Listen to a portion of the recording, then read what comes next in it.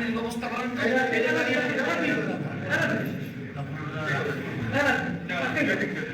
আরে এই লোক কত বড় শয়তান, ওটা বড় শয়তান। খ্রিস্টানও বলে আমার রোজা রাখছে। পানি খান আপনি, পানি খান। কত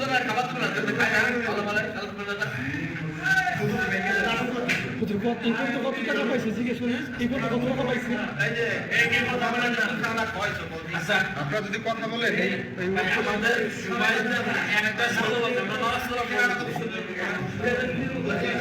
থাকেন একটু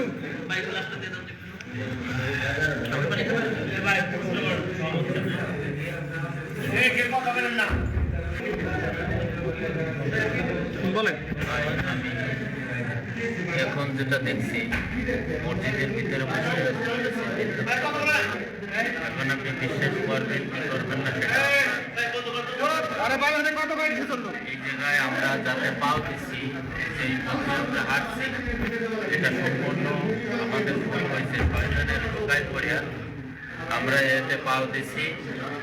আমাদেরকে কিভাবে তওবা পড়াইয়া পুনরায় আমরা যে জায়গায় ছিলাম মুসলমান ধর্মে সেই জায়গায় আমাদেরকে আনলে সবচেয়ে বেশি উপকৃত হবে এহকালে এবং পরকালে। শয়তানের ধোকায় পড়ে অপরাধ করেই ফেলছি, কেন শয়তান তো আর বসে নাই। এখন এই মুহূর্তে সবার সামনে আমাদেরকে তওবা পড়াইয়া দেন, কালেমা পড়াইয়া দেন, যাতে আল্লাহ পাক আর কোনোদিন শয়তানে আমাদেরকে ধোকা দেওয়ার অধিকার না নেয়। আর বাকি জীবনে কোনোদিন বেঁচে থাকলে এই সেমিনারে যাবো না, এদের পাওয়া দেবো না। আমরা কথা বলতে চাই, শেষ করে দেবো। আসসালামু আলাইকুম ভাইজান। আমি খুব অভাবী মানুষ।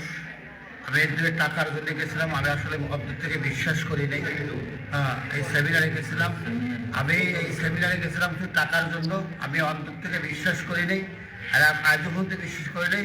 আর যদি করে থাকি এই সবার সমূলে তওবা করলাম, আমি আর জীবনে যাব না, আমাকে ক্ষমা করে দেন।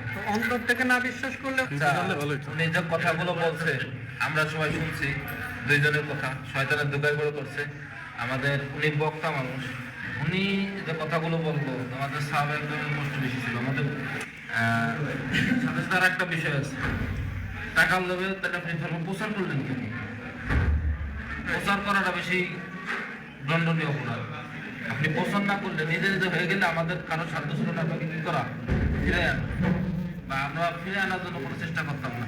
আর তওবা আসলে ভাই, তওবা তো আপনি আল্লাহর কাছে করবেন, আমাদের সাথে তো কোনো তওবার বিষয় তো আমাদের সাথে না। ভাই তওবার বিষয় কি আমাদের না না না আল্লাহর সামনে। আপনি আল্লাহর সাথে কিভাবে তওবা করবেন এটা জানেন। বাকি আমরা এখন হযরত আপনি যে এলাকার বড় ভাই, আমাদের কথা রাখার কি এদেরকে তো মানে চাকরি বাকরি তো আমাদের হাতে না। এখন সে যদি পারে তার ইমামটা খ্রিস্টান হোক, সেটা আমার। সে যদি মুসলমান হয় খ্রিস্টান নাম সেটা নামাজ করে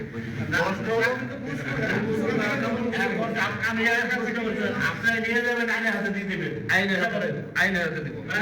কি বলে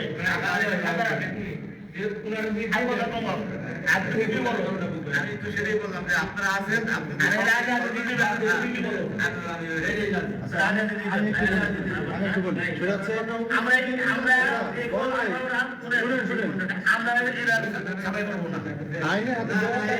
আমাদের না সমাজ আপনাদের, মসজিদ আপনাদের।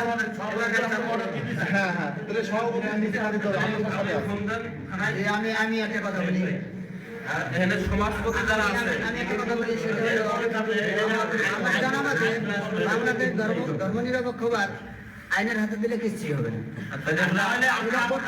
আপনার